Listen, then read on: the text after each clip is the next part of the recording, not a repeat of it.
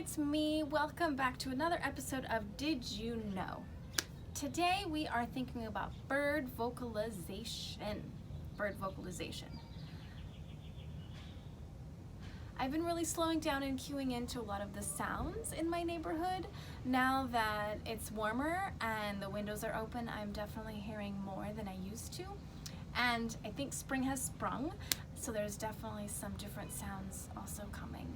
And one thing I was fascinated about was learning that there are two main categories for bird vocalization. There is bird song and there is bird calls. So bird song is just like it sounds. It is usually longer, more complex and intricate, and it has a different purpose. It serves a purpose for birds communicating about their territory, about trying to court and trying to mate, and all important things when you are a species trying to survive. And then there's bird calls, and bird calls are, sorry, I can't help but pause and hear the birds. Bird calls are a little bit different in that they are shorter and they are more of an alarm or trying to keep the birds together in communication when they're in a flock. And most bird songs actually happen when the bird is actually perched, not necessarily when they're flying. It is possible, but they tend to do it while they are perched. Something else I found interesting was that birds all learn differently, right? Just like humans, we have different styles of learning that we can prefer, but the birds, different species, learn in a different way. So some birds, like the zebra finch, actually learns the bird's song from its parents when it is from when it hatches to a year is the time span it can learn. That's called age-limited learning for the bird song. And then there are the open-ended learners, which means the bird can learn, it learns a song, and it is always changing, modifying, learning new different songs throughout its lifetime. And that really spoke to me because I consider myself a lifelong learner, and I think that you are never too old to learn something new, to build upon what you've already learned, to try new things, and to learn from your community. So that's something else I learned, was that birds are different in if they are learning their song while they're in captivity. If they are captive birds, they learn their simple, basic version of the song that is just what their species kind of just knows to learn. And then if they are in the wild, they actually they're communicating with much more of their species in their flock. And so those songs, while they have the basic elements and sound similar to the captive birds, they're actually more complex, and they kind of evolve more and have more detail.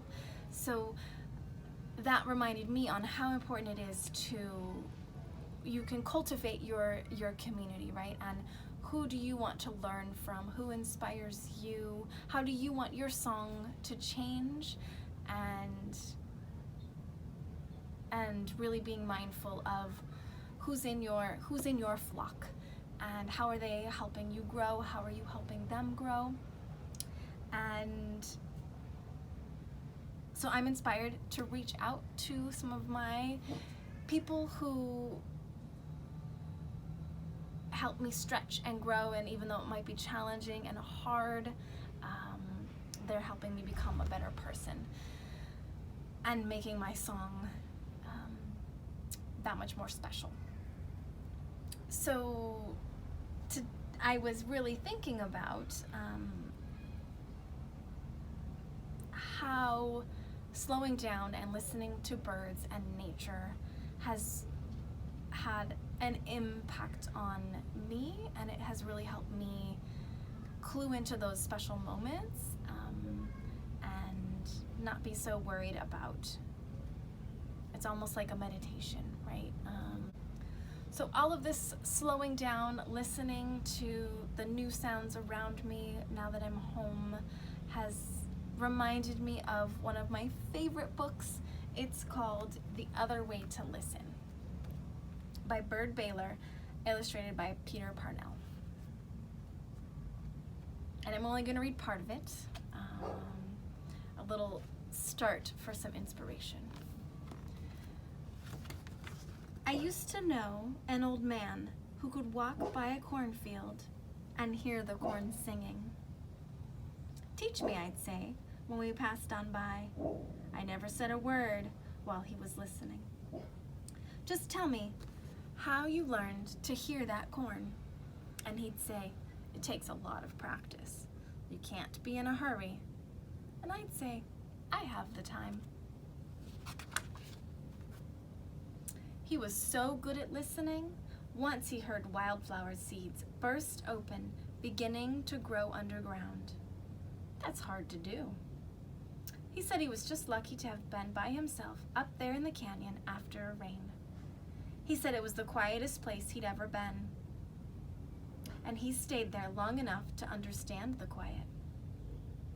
I said, I bet you were surprised when you heard those seeds. But he said no. He wasn't surprised at all. It seemed like the most natural thing in the world. He just smiled, remembering. Another time, he heard a rock kind of murmur good things to a lizard. I was there. We saw the lizard sunning on a rock. Of course, we stopped. The old man said, I wonder how that lizard feels about the rock it's sitting on, and how the rock feels about the lizard. He always asked himself hard questions that take a while to answer.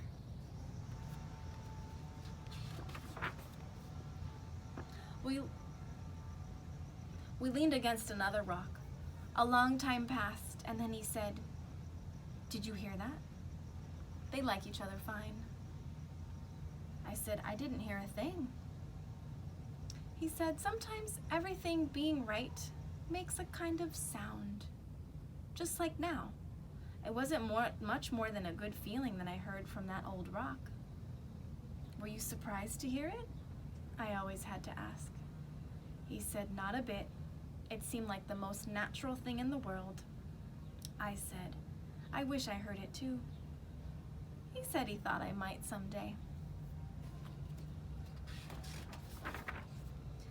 He told me how a friend of his once heard a sky full of stars when she was 7.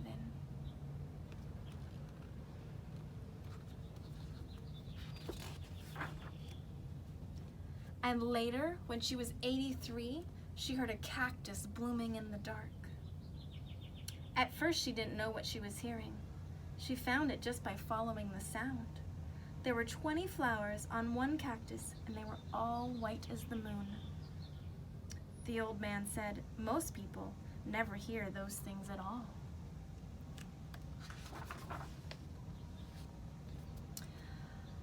I said, I wonder why. He said, they just don't take the time you need for something that important. I said, I'll take the time, but first you have to teach me. I'd like to if I could, he said, but the thing is, you have to learn it from the hills, the ants, the lizards, and weeds, and things like that. They do the teaching around here. Just give me a clue on how to start, I said. And I'll pause there.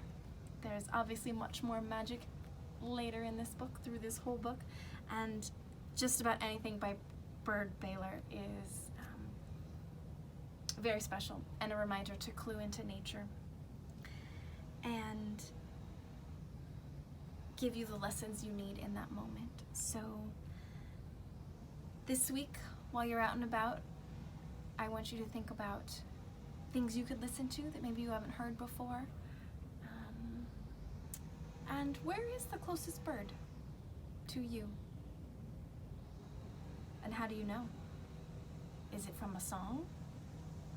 Is it from a call? Or is it just from noticing?